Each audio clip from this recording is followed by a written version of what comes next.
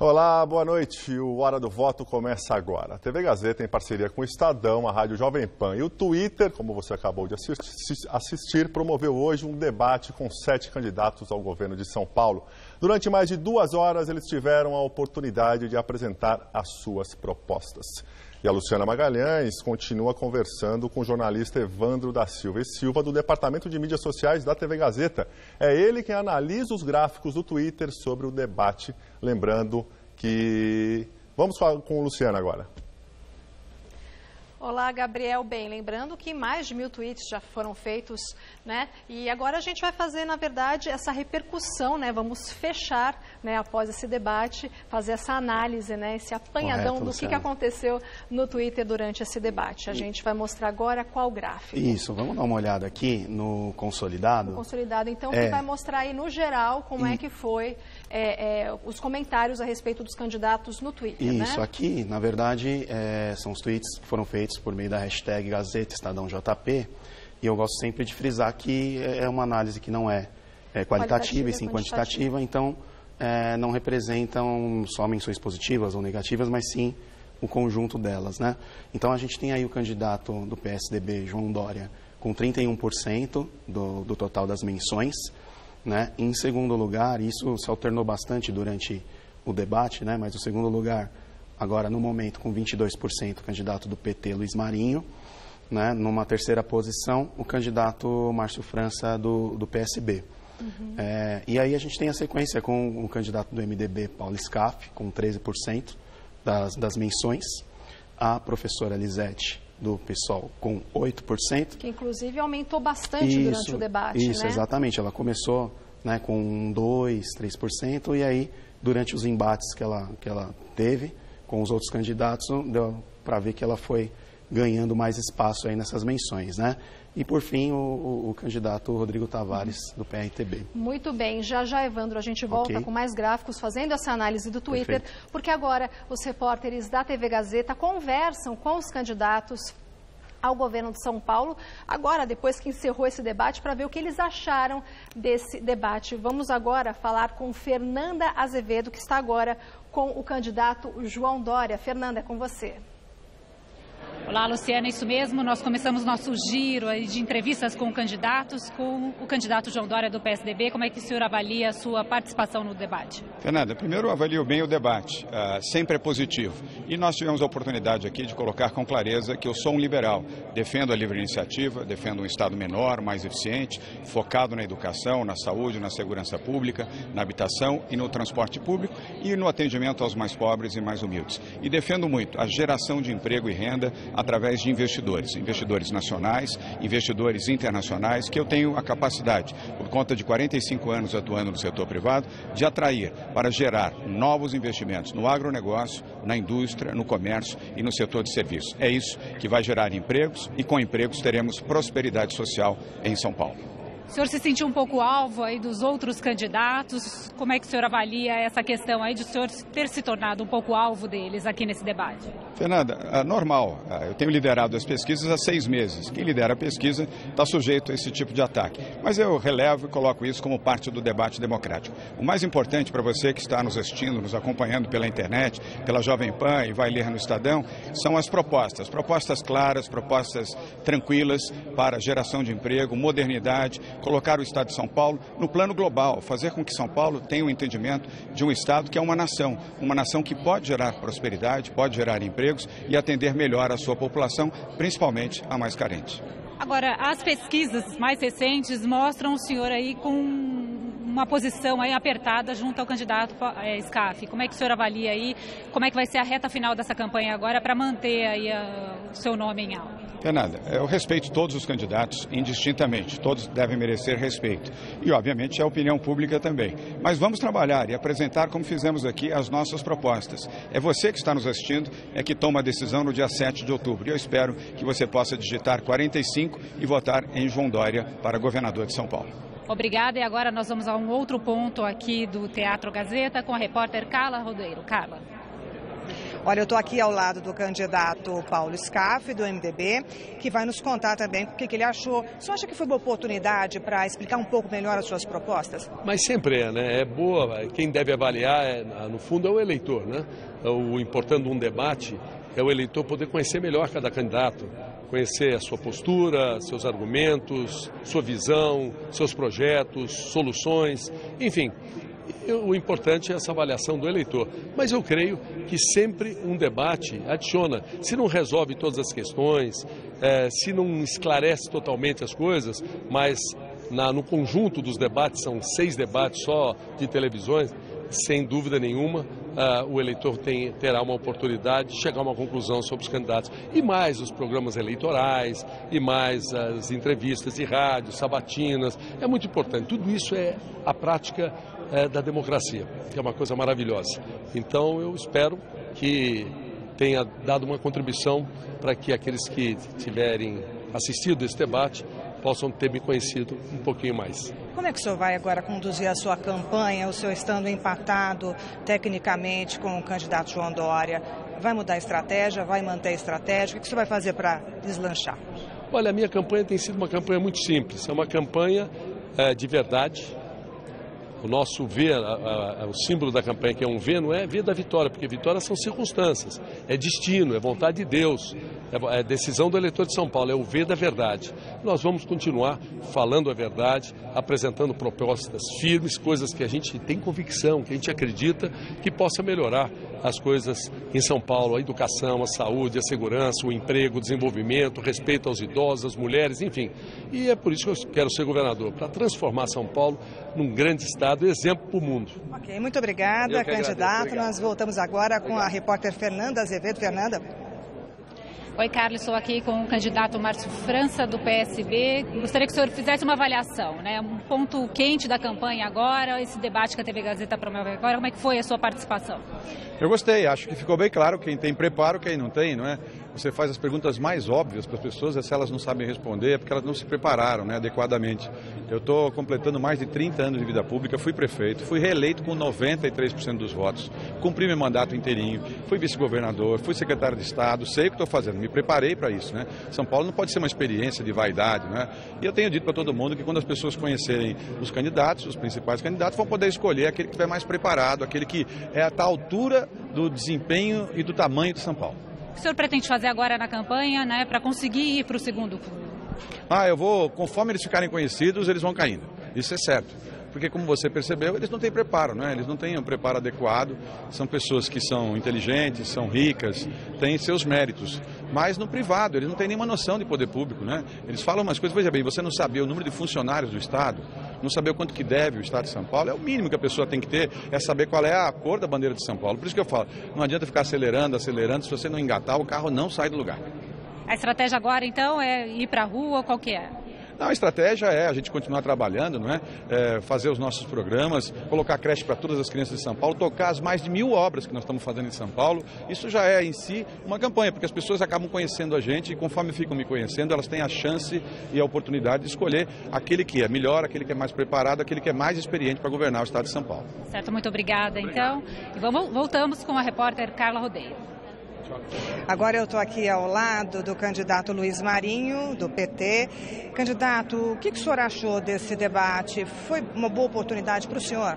Com certeza, agradecer aos organizadores, dirigir aos telespectadores, pedir para observar bem as diferenças, como cada candidato reage na situação de pressão e, acima de tudo, analisar o que cada um fala. Porque tem gente que já teve a oportunidade de fazer e não fez. Vem de um estado maravilhoso que você sabe que na vida real não existe. Outro que abandona a cidade, poderia ter ajudado a cidade, abandonou, e vem que vai fazer 10 vezes mais do que o seu partido está fazendo há 24 anos. Ou seja, é muito importante que você analise a vida dos candidatos, por onde eles passaram, como que eles desenvolveram, qual foi a dinâmica que ele empreendeu. Eu fui ministro do Trabalho do presidente Lula e da Previdência, geramos emprego, resolvi o problema das filas, fui presidente dos gases metalúrgicos da ABC, negociei a permanência da Volkswagen no estado de São Paulo, na cidade de São Bernardo, assim como da Ford, assim como da Otis. Ou seja, tem experiência para colocar à disposição do povo do estado de São Paulo. Posso dizer que o nosso governo será um governo que vai dar atenção especial para gerar empregos, mas fazer da educação, do esporte, da cultura também prioridade, porque aqui também é a grande base para a geração de empregos e evolução tecnológica. E sem esquecer da segurança e da saúde, porque fiz isso como prefeito de São Bernardo do Campo. Candidato, em vários momentos a gente viu que os candidatos citaram políticos nacionais do próprio partido, no Bolsonaro, o senhor citou o ex-presidente Lula várias vezes. Você acha que isso ajuda num debate de âmbito estadual? Veja, São Paulo é muito importante, é o principal estado do país. É impossível você discutir política e não falar sobre o cenário nacional. A própria mídia paulista é muito nacionalizada, então é natural que se tenha. E eu não tenho problema nenhum de escolher qual time que eu pertenço. Faço questão de dizer que fazemos parte do time do presidente Lula, o time do 13, com o Fernando Haddad presidente, com o Suplicy Martado senadores, pedir voto para o número 13, para os deputados estaduais e federais, enfim. É um time que vai cuidar de São Paulo como cuidamos do Brasil. Muito obrigada, candidata, obrigada. Voltamos com a repórter Fernanda Azevedo. Obrigada, Carla. Eu estou aqui ao lado da professora Lisete, do PSOL. Professora, como é que a senhora avaliou esse debate aqui que a TV Gazeta promoveu hoje? Sim, eu achei muito interessante.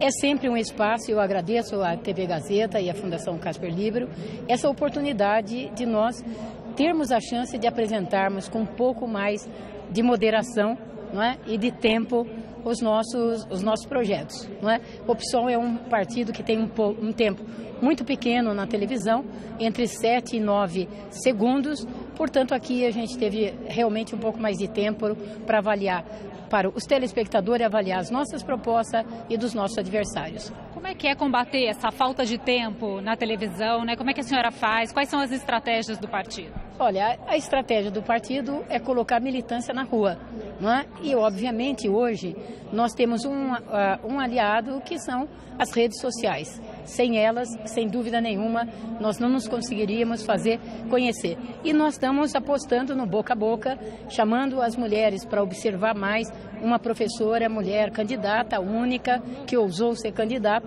para ver se isso motiva olhar com mais atenção o nosso programa e, quem sabe, decidir por nós. Os candidatos mais bem colocados nas pesquisas agora estão mais se enfrentando, né? Como é que o pessoal se coloca nesse embate entre... Olha, eu diria que nós temos mostrado a nossa proposta, independente de bater neste ou naquele. Nós temos divergências, logicamente com todos, porque se tivéssemos convergências já teríamos sido aliados na candidatura. O PSOL só coligou com o PCB e, portanto, é com ele que nós temos identidade. E eu acho salutar e democrático as divergências e o debate de propostas, às vezes até contraditória.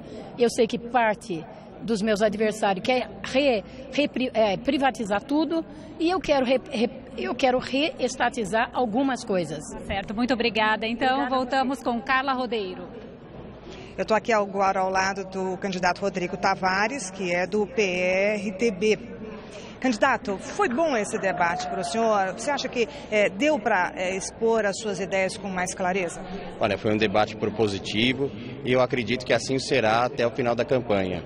Colocamos sim alguns dos nossos posicionamentos, algumas das nossas propostas e acredito que a população do estado de São Paulo está assim atenta e deve estar, porque não pode repetir os erros do passado. Nós temos que colocar as propostas, os planos de governo e a população analisar o futuro que ela quer para o estado de São Paulo. A gente vê o senhor numa posição muito atrás dos primeiros colocados nas pesquisas de intenção de voto. Qual que vai ser a sua estratégia para poder chegar um pouco mais perto? O senhor tem pretensão de chegar ao segundo turno? Totalmente. Eu acredito que, por um lado, eu tenho essa baixa tensão, porque eu não sou midiaticamente conhecido. Agora, por outro lado, eu tenho uma rejeição muito baixa. A partir do momento que eu me torne mais conhecido, a intenção de voto com certeza vai confluir para a candidatura do Rodrigo Tavares, porque de fato é um projeto que representa Brasil, é um projeto que representa São Paulo, um projeto de mudança e de renovação. Como é que o senhor vê as críticas que dizem que o senhor está só marcando uma posição aqui para defender o candidato que é colidado com o seu partido a nível nacional, o Bolsonaro? É verdade ou não? Eu vejo como a resistência daqueles que praticam a velha política com o novo. É por isso que eu acredito muito na força da juventude, na dinâmica da juventude, nas redes sociais. Concito as pessoas que me sigam para que nós possamos realmente quebrar esse ciclo de poder que vem sendo tão danoso aqui no estado de São Paulo e no Brasil. Ok, candidato, muito obrigada pela sua atenção. Fernanda, você? Oi, Carla, estou aqui com o Marcelo Cândido do PDT para avaliar esse debate. Como é que o senhor avalia a sua atuação? Olha, eu faço uma avaliação muito positiva, porque fiz um grande esforço aqui de deixar muito claras as minhas propostas. Mas se nota também que houve muito confronto aqui entre candidatos e que o Estado de São Paulo precisa resolver essa questão do confronto, porque exatamente isso tem gerado problemas para a população de São Paulo. Além de deixar claras as propostas de cada candidato, é preciso ver qual é o perfil de cada um, quais são os compromissos que eles têm com o povo de São Paulo, quais são de fato as ações que ele poderá colocar em prática, para que dessa maneira a população possa escolher bem. Essa eleição não está decidida, essa eleição não pode ser resultado de uma guerra entre partidos, essa eleição tem que ser o resultado da escolha que o povo de São Paulo vai fazer para que a população tenha de fato melhor atendimento em todas as áreas do Estado. O senhor também fez questão de dizer que não estava em dobradinha com o candidato do PT, né? Que o senhor tem a candidatura própria, apesar dele ter até já convidado o senhor para um possível governo dele. É que ele fez uma insinuação muito deselegante, até desrespeitosa. Todos os candidatos que estão aqui são candidatos ao governo do Estado de São Paulo. Independentemente da posição de cada um, todos são candidatos. E como candidato a governador de São Paulo, eu tenho sérias as minhas propostas e não faço aqui de uma candidatura nenhum apoio a outra candidatura. Falo dos meus projetos, das minhas ideias, daquilo que o meu partido defende, daquilo que queremos para o Brasil com o Ciro Gomes, e é isso que eu represento. Certo, muito obrigada então pela sua participação aqui no debate e aqui comigo também nesse link ao vivo. E nós voltamos ao estúdio com o Gabriel Cruz. Muito obrigado, Fernanda. E nós voltamos daqui a pouco com Hora do Voto e a repercussão do debate com os candidatos ao governo de São Paulo aqui na TV Gazeta. Até já!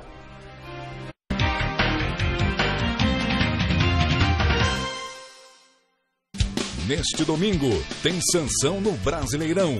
E o Mesa analisa os lances e polêmicas que marcaram o clássico. E a disputa continua. Confira de perto a luta dos times pela ponta da tabela. Mesa Redonda, neste domingo, 21h. Oferecimento Lux Color. Tudo que é muito bom é tão bom quanto pintar com Lux Color. Rede Pit Stop, a sua rede de peças e serviços no Brasil. Tá a fim de escrever a sua própria história? Que tal dirigir a sua própria vida? Então corre pra cá, que a sua hora chegou. Bem-vindo ao Universo Casper, um lugar certo para você pensar, criar e questionar. Na Casper, razão e emoção se unem para fazer diferente, fazer melhor. E você, aceita o desafio? Tem muita coisa nova te esperando por aqui. Faculdade Casper Líbero, Vestibular 2019. Paixão por comunicação. Só os deputados podem acabar com a saída de presos nos feriados. Por isso, vote nos deputados da nossa coligação.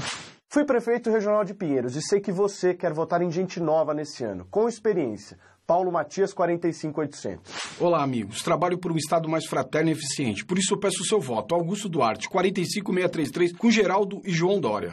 Proteção animal tem nome. Giovana Trípoli, 45145. Giovana Trípoli, 45145.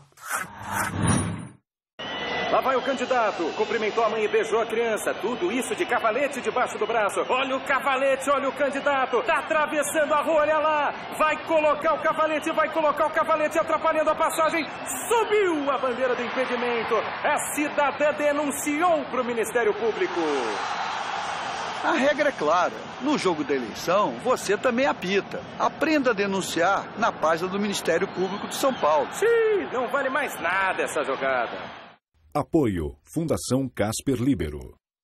Meu amigo, minha amiga, não aceito e nunca vou aceitar esta odiosa divisão entre ricos e pobres, entre negros e brancos, entre jovens e idosos. Somos todos iguais, até nos nossos sonhos. Lhe faço uma pergunta. Vamos sonhar juntos? Olá, São Paulo. Em Cotia, derrubei vários contratos superfaturados. Dinheiro público é dinheiro sagrado. Chega! O meu nome é Wellington Formiga 14014. Sabe o que tem na Gazeta FM? Grandes sucessos para você. Programação contagiante para você. Promoções exclusivas para você. Conteúdo online para você. Viva! Curta! Aproveite! E conecte o melhor da música com a gente. Gazeta FM, a primeira.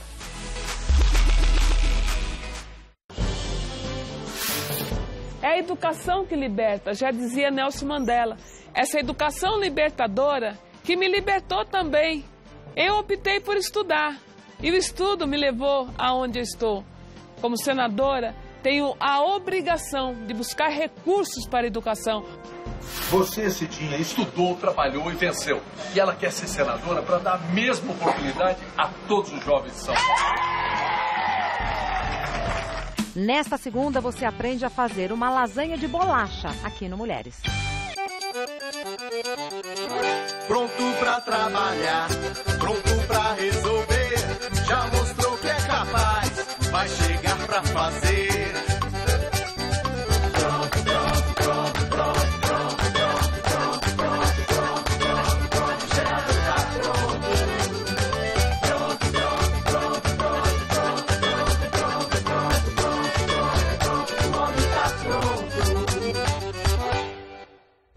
Você pensa em criar peixes?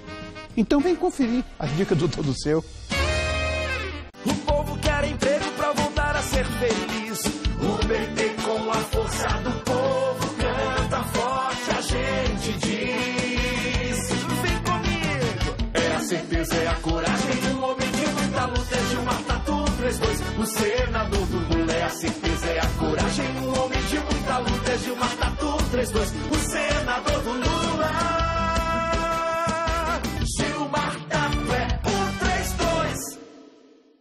De segunda a sexta, Mariana Armentano traz muita informação para o seu fim de tarde. Notícias ágeis, abordagens precisas, prestação de serviço e interatividade. Gazeta News, de segunda a sexta, 15 para 6 da tarde.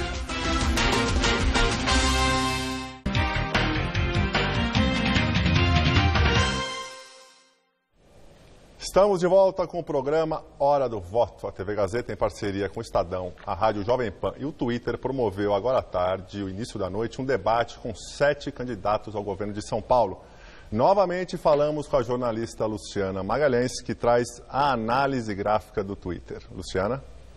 Sim, Gabriel, bem, além do desempenho dos candidatos, né, Evandro, a gente também vê quais são os temas mais comentados durante o debate. Você pode trazer agora para a gente quais foram esses temas? Vamos lá, Luciana. Bom, então aqui a gente tem a educação como o tema mais mencionado, com 43% das menções, né?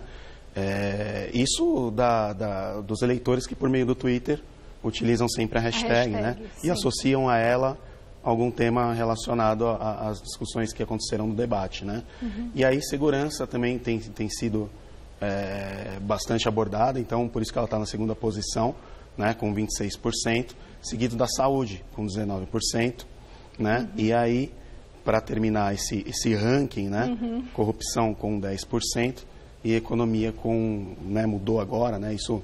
Uhum. Conforme as pessoas vão tweetando, ele vai mudando, agora com 7%, né? Lembrando que a educação continua sendo o tema mais citado pelos tuiteiros, que também foi assim no último debate, né, entre os presidenciáveis, a educação ficou sempre em primeiro lugar. É verdade. E agora a gente tem a nuvem também, né? Isso. A nuvem, então aqui a gente tem as palavras, né, que se destacaram entre toda a conversa por meio da plataforma do Twitter, né? Então a gente tem aí, né, os nomes dos candidatos, né? É lógico, né, governo, debate, né, Dória com bastante destaque, né, Marinho, SCAF. Então aqui ele traz esse resumo, né, esse espelho do que está sendo falado. Mas a gente tem os temas também, né, que apareceram lá, né, como segurança e educação em bastante destaque, né. E aí, né, de novo, como foi dito nas entrevistas ao vivo com os candidatos, também trazendo um pouco para o cenário nacional, com os candidatos à presidência aparecendo aí também nessa nuvem, né. Sim. Lembrando que quantitativo e não qualitativo. Então, quando eles foram muito mencionados, não significa que foram elogios, né? Podem ser críticas também. Exato. Simplesmente a quantidade em que aqueles candidatos ou temas, enfim, foram citados. Perfeito. Temos agora também o gráfico da linha do tempo, né? Como Exato. é que foi durante as últimas 3 horas, durante o debate, como é que os tuiteiros falaram sobre os candidatos, né? Aqui a gente tem aquele panorama dos embates, né? Uhum. Então a gente pode observar que no caso da linha vermelha, que é a linha, por exemplo, usando como exemplo o candidato Luiz Marinho do PT, ele teve uma ascensão aí durante o programa, né? Então no meio do programa ele estava lá no top das menções, né? Depois foi caindo na reta final do programa. E a gente tem a linha amarela da professora Elisete Alenaro. Que eu acho que a gente pode destacar, né? Como foi uma pessoa que, apesar de no consolidado não ter sido muito mencionada, sim, pelo menos na linha do tempo, ela exato, foi a que teve uma subida, né? Exato. Pelos temas que abordou, exatamente. Enfim, pelos assuntos que foram tratados durante o programa. E principalmente educação, que é o tema que, inclusive, os tuiteiros mais falam. Isso explica um pouco, né? Sendo o tema mais mencionado também. Muito bem. E aí outros embates também, né? Uhum. Muito bem, muito obrigada, Evandro. Já nós voltamos com mais análise, mas por enquanto nós vamos com Gabriel. E nós recebemos aqui o âncora do Jornal da Gazeta, Rodolfo Gamberini, meu colega aqui de emissora, que participou do debate lá com perguntas. Rodolfo, uma geral sobre o debate, você que estava lá embaixo, estava ali olho a olho com os candidatos, o que você achou do programa, do debate? Teve propostas, tiveram ataques? Faça a sua análise aí. Bom, Gabriel, o debate é sempre bom, por mais engessado que ele seja. Agora, o debate poderia ser muito melhor se não fosse a legislação que engessa completamente o debate. A legislação eleitoral não permite, e os partidos se valem dessa legislação eleitoral que amarra as regras do debate e impõe situações que não são boas para o telespectador. Por exemplo, por que jornalista não tem direito à réplica quando faz a pergunta? Porque quando um candidato pergunta para outro, o que vai responder, responde o que ele quiser. Na réplica do perguntador, ele faz um terceiro discurso. Na tréplica, um quarto discurso. Os candidatos falam o que eles querem, porque não tem contestação. Um jornalista jamais admitiria essa situação. Quem não responde à pergunta vai ser interpelado pelo jornalista. O jornalista tem a qualificação profissional para checar aquilo. Entre os candidatos acaba ficando uma coisa xoxa. Então, a legislação amarra isso e os partidos políticos, nas reuniões preparatórias, impõem essas camisas de força ao debate. Mas então, você acha que isso também poderia ser muito melhor. Sim. Você acha que isso também, Gabriel, não tem a ver com o sistema partidário que a gente tem, com mais de 30, 35 partidos, são 12 candidatos ao governo, são 13 candidatos a presidente da República, e a legislação permite e propõe que seja feito com alguns candidatos, né? Então, o debate acaba ficando muito inchado, né? Isso acaba também atrapalhando essa... Existe uma cláusula na legislação, e ela é respeitada, foi respeitada em todos os debates de televisão até agora, há uma certa cláusula de barreira para o debate, tanto é que não estão todos os candidatos. Para presidente nós fizemos com 6 e para governador com 7. Eu não acho para presidente seriam 8 são os convidados que podem participar, 2 não vieram. O Daciolo e o do PSL não vieram. Mas não é isso exatamente, na minha opinião, que engessa o debate. O que engessa é a impossibilidade de se discutir ideias de maneira melhor. O candidato fala assim, eu vou colocar 500 batalhões da rota no estado de São Paulo. Espera um pouquinho, quanto vai custar isso? Como é que vai treinar 500 batalhões da rota? Quanto tempo de treinamento vai ter? Não é? Então o candidato fala, vou colocar 500, o outro fala assim, não, mas eu vou colocar 550. Isso, na minha opinião, não é produtivo e não é bom para o eleitor. Tiveram algumas... teve uma dobradinha aí que ficou mais visível aí, que os partidos mais ligados à esquerda, né, o PDT e o PT. Você acha que isso é uma tática normal nos debates e eles devem usar dessa tática para se promoverem também, para atacar algum alvo em comum ali? Eu não acho que tenha havido tanta animosidade, tanto favorecimento de um candidato ou outro. Eles até deram umas beliscadas um no outro. Mas isso que você citou, de fato acontece. Há candidatos que fazem dobradinhas. Há candidatos que não vão ao debate quando o candidato principal, com quem ele está fazendo parceria, e não se sabe como é feita essa parceria, pode ser até que tenha dinheiro escuso nesse negócio, candidaturas, linhas paralelas, candidaturas paralelas, que não vai ao debate quando o principal não vai. Isso aconteceu. Então, é uma tática que os partidos usam. Agora, você viu que interessante, o candidato do PDT disse que o candidato do PT foi desrespeitoso com ele, no final. Não sei se esse era um selo de garantia. Enquanto a gente viu alguns ataques, vimos algumas propostas também. Algumas impossíveis de serem cumpridas ou dificilmente são checadas agora num debate, né? Alguma outra de algum candidato que tenha te chamado mais a atenção? Não, eu volto à questão. Propostas inexequíveis, propostas impossíveis, propostas só para inglês ver, seriam melhor contestadas se a legislação permitisse uma interferência maior de quem pode contestar isso. E quando você, como você muito bem disse, que se formam parcerias entre candidatos, até que ponto eles estão interessados em... O que você nota muito claramente é que o SCAF foi poupado. A briga saiu entre o Márcio França e o Dória, porque o Márcio França está querendo... A vaguinha do Dória. Está querendo uma vaga no segundo turno, está tentando isso. O que está em primeiro lugar na pesquisa, ainda que tecnicamente empatado, foi poupado nesse debate. E ele também usou uma tática de não atacar, quer dizer, uma tática ali aparentemente de quanto menos aparecer, quanto menos virar alvo, virar vidraça, melhor. Então também ele não foi pedra, né? Ficou, se segurou mais. Você acha que essa tática dele também foi bem colocada, foi bem posta no debate? O bom mocismo engana até a página 2, né? Ninguém acredita que eles sejam tão bonzinhos, tão com esse espírito tão elevado como eles procuram se mostrar no debate. Não sei se funciona. E ali tinha a questão também do apadrinhamento, né? Porque um querendo colar a imagem, né, do Dória, querendo colar a imagem do outro candidato no Temer e vice-versa. Isso vem acontecendo já na campanha, né? É uma tendência de continuar, quer dizer, vou mostrar os seus pontos ruins. Não, o SCAF é ligado ao Temer, não, o Dória é ligado ao Alckmin, que não está muito bem nas pesquisas eleitorais a presidente. Você acha que essa é uma tendência para continuar durante as campanhas e nos próximos debates? Certamente, né? Quando você olha as pesquisas, ninguém quer se associar ao Temer. Nunca um presidente da República teve tanta rejeição, nunca foi tão reprovado, nunca foi tão chutado, para falar a verdade. Ninguém quer se associar a ele.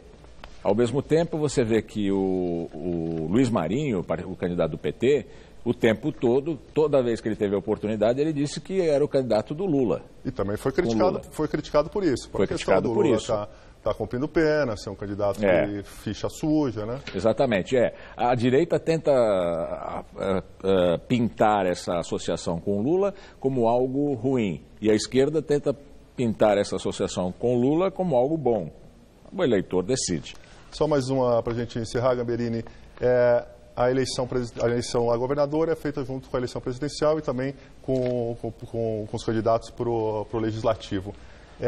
Sendo tudo no mesmo ano, na mesma corrida eleitoral, a eleição para governador fica um pouco à margem da eleição presidencial? Fica, né? Fica um pouco para escanteio, fica diminuída por causa disso. Agora, o grande problema é que a eleição parlamentar, a eleição dos candidatos aos cargos proporcionais, parlamento, deputados federais e senadores, fica ainda mais eclipsada, mais escondida, o que é muito grave, porque todo mundo sabe que o importante é o parlamento. Embora a gente esteja sob um regime presidencialista, todo mundo sabe no Brasil, conhecendo a história dos últimos 5 anos do Brasil, que ninguém faz nada se não passar pelo parlamento, aliás, da democracia isso. Então, o voto importante, de fato, de verdade, é o voto no parlamento. E justamente essa campanha fica em terceiro plano. Sem dúvida. Gamberini, muito obrigado. Obrigado a você. Pela participação aqui. E até amanhã no Jornal da Gazeta, até 7 horas. A Luciana continua com o Evandro da Silva e Silva, do Departamento de Mídias Sociais da TV Gazeta, fazendo ali uma análise dos gráficos do Twitter. Luciana? Isso mesmo, Gabriel. Lembrando que já são mais de 6 mil visualizações no Twitter e 700 tweets. Bem, Evandro, como é que foi, vamos falar novamente do debate, mas principalmente quem chegou agora, né, para falar que esse debate ele vai estar disponível, pois estamos em parceria com o Twitter, então se você perdeu alguma coisa, quer rever algo, estará no Twitter, é isso mesmo? É isso mesmo, né? Na íntegra? Agora já é possível visualizar a transmissão que foi feita ao vivo lá no Twitter, né? Uhum. E até o final do dia vai estar no site do Jornal da Gazeta, né? tvgazeta.com.br/Jornal da Gazeta. Então, para você não perder nada, nenhuma palavra aí do seu candidato e, claro, para te ajudar melhor a escolher. Bem, a gente pode falar de mais algum gráfico? Eu acho que é legal a gente falar do consolidado. Sim. Por quê? Porque a conversa continua, né, no Twitter. Terminou o debate, mas as pessoas continuam tweetando. As pessoas continuam se manifestando. Sim. E aí a gente já deu para ver que deu uma equilibrada diferente. Deu uma reviravolta, inclusive. Eu estou vendo aqui entre o Cândido e o Tavares. Exato. Deu uma, né, aqui diminuiu um pouco as menções, apesar de estar na frente, diminuiu um pouquinho as menções referentes ao candidato João Dória, né? E aí, né, foi um pouco mais dividido, né? As menções ficaram um pouco mais divididas entre os demais candidatos. Então, Luiz Marinho do PT com 22%, seguido de Márcio França, também ali empatados, né? E Paulo Scaff, né, com 13%, a professora Lisete com 10%, e aí o Rodrigo Tavares, que passou na frente. Que subiu, as menções sobre, Marcelo Cândido caiu, as menções sobre Rodrigo Tavares. Muito atreladas também, talvez, ao que vimos até na nuvem, com o candidato Jair Bolsonaro, né? Já que ele está apoiando o candidato Jair Bolsonaro à presidência. Exatamente. Muito bem.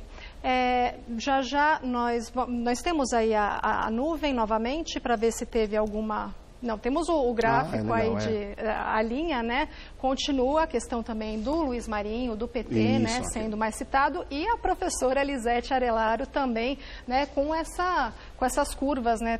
Tanto ascendentes quanto descendentes, e principalmente aqui mais no finalzinho do debate, né? Que ela teve também essa maior projeção. Exato. A linha verde do candidato Paulo Scaff aqui, né? Você vê que ele teve um aumento ali no meio do debate, e agora ela vem em queda nessa conversa aí, que continua por meio da plataforma, né? Exatamente. Lembrando que, independentemente do que eles falam, se é para o bem ou para o mal, eles estão citando aqui o candidato, e como nós já falamos também numa outra entrada, né, que muitos apoiadores dos candidatos também estão ligados no Twitter, também estão usando as hashtags, né? Isso acaba entrando como uma estratégia de campanha para que os seus candidatos sejam mais citados, né? Então, por isso que é sempre bom frisar, né, que é uma avaliação quantitativa e não qualitativa. É isso mesmo, Luciana. Né? Então tá, muito obrigada novamente, Evandro. Obrigado. Nós vamos continuar agora com o Gabriel Cruz, que está aqui no estúdio. Valeu, Luciana. E agora nós recebemos o jornalista Felipe Moura Brasil, da Jovem Pan, que também participou do debate. Felipe, primeiro vamos começando fazendo uma análise geral. O que você achou do debate de hoje? Bom, primeiro para mim uma experiência nova, porque eu sou do Rio de Janeiro, moro em São Paulo há pouco mais de um ano, sempre acompanhei evidentemente a política paulista, tenho família aqui em São Paulo e obviamente sou muito interessado, mas agora estou acompanhando muito mais de perto. E quem está na frente nas pesquisas é o João Dória, é o Paulo Scaff, né? Estão empatados tecnicamente. No Datafolha, o João Dória saiu com 25%, Paulo Scaff com 23%, e o terceiro colocado é o Márcio França, lá atrás, com 8%. E eles acabam protagonizando o debate em razão desse protagonismo nas pesquisas, né? Os três são bastante articulados, eles se provocam, o que torna o debate bastante interessante. O Márcio França fez aquela provocação ao ex-prefeito João Dória em relação ao valor dos precatórios, a parte das dívidas do Estado reconhecidas pela Justiça, desafiando o Dória a dizer qual é o valor, e o Dória se esquivou, no primeiro momento não respondeu, aí ele aproveitou uma outra pergunta, o Márcio França, para revelar o valor de 23 bilhões de reais. Depois do break, depois do intervalo, o Dória provavelmente ali informado por assessores, falou que tinha uma diferença pequena ali. Falou que o Márcio França falou que eram 23 bilhões bilhões de reais, mas na verdade são 22 bilhões de reais, mas o Márcio França insistiu que o valor dele estava certo e o Dória fez isso, evidentemente, para deixar pelo menos uma dúvida no ar.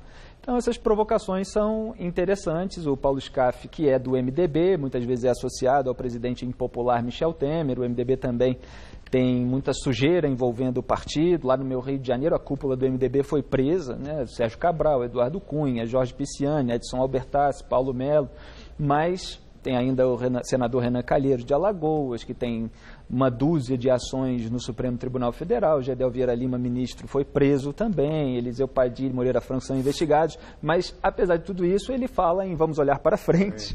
Foi provocado, evidentemente, pelo candidato petista Luiz Marinho, sobre ser um partido golpista, porque o PT tem essa retórica sobre o impeachment legal da Dilma Rousseff. Fora a questão da popularidade do Temer, né, como pontuou aqui o Gamberini, que não é nem um pouco bom para quem está participando de uma eleição ser colocado ao lado de um presidente que tem a menor aprovação da história recente do Brasil, né? Exatamente. O Michel Temer é tóxico eleitoralmente nesse sentido, mas o Paulo Scaff, ele tem articulação, tem jogo de cintura para sair pela tangente e falar vamos olhar para frente. E aí o Luiz Marinho fala, não, é importante olhar o passado para a gente não cair em fantasias, como se o PT tivesse muita moral também para falar a respeito disso. O partido envolvido no Petrolão, no Mensalão. E quanto ao Alckmin? Porque ora parece que os candidatos querem se livrar, né, quando a coisa é ruim sobre o candidato, eles querem se livrar do Alckmin. Ali a gente está falando do Márcio França, que foi que é o governador, mas foi vice, né, do Alckmin.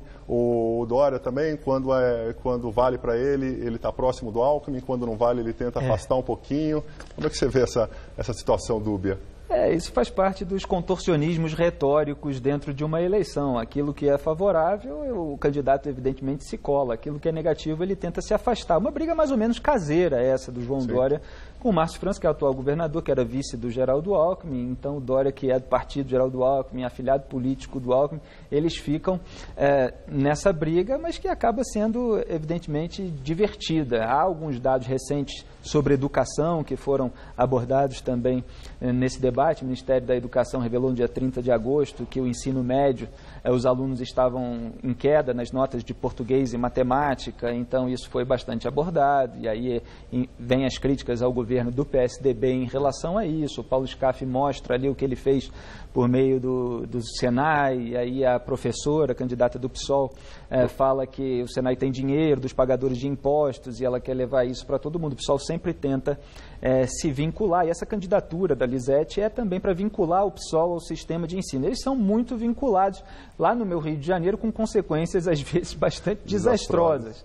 Né? O Colégio Pedro II foi, os psolistas do Colégio Pedro II foram acusados ali de praticamente montar um núcleo de campanha do Marcelo Freixo dentro da escola. Mais recente, o Museu Nacional pegou fogo, e o reitor da UFRJ é filiado ao PSOL, o Roberto Lerrer, e vários outros membros da reitoria são do PSOL e dos partidos comunistas, PCB e PCdoB.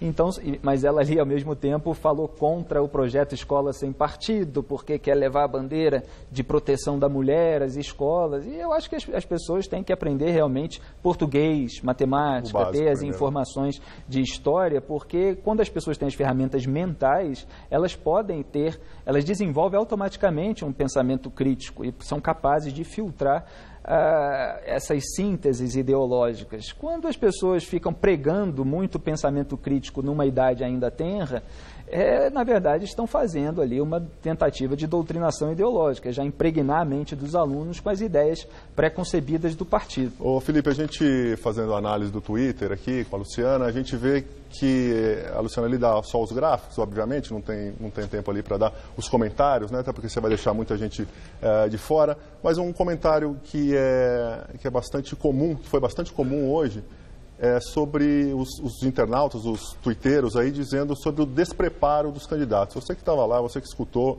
as perguntas entre eles, você que escutou a pergunta que foi, a resposta da pergunta que você fez, você ficou satisfeito? Você também concorda um pouco com essa visão geral da população? Eu tendo sempre a achar que os candidatos políticos no Brasil são bastante despreparados no sentido cultural. Eu acho que existe uma incultura predominante. Agora, muitos políticos, pela prática, vão desenvolvendo uma capacidade de articulação, uma malandragem, como a gente chama bastante lá no Rio de Janeiro, que fazem eles parecerem espertos, inteligentes, bastante preparados. Eu acho que nesse debate transpareceu isso. Embora as pessoas possam ficar com certas impressões de despreparo. Agora, é o protagonismo ali dos três, do João Dória, do Paulo Scaff e do Márcio França.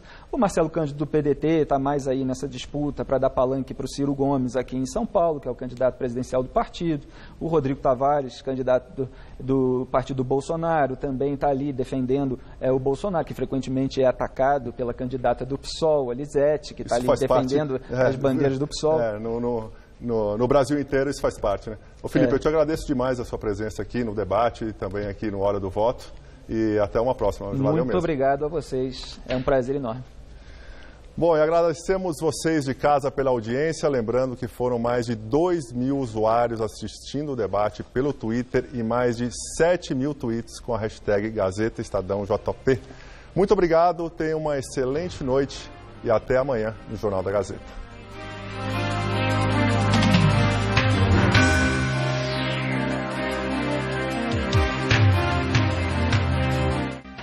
Debate 2018. Oferecimento.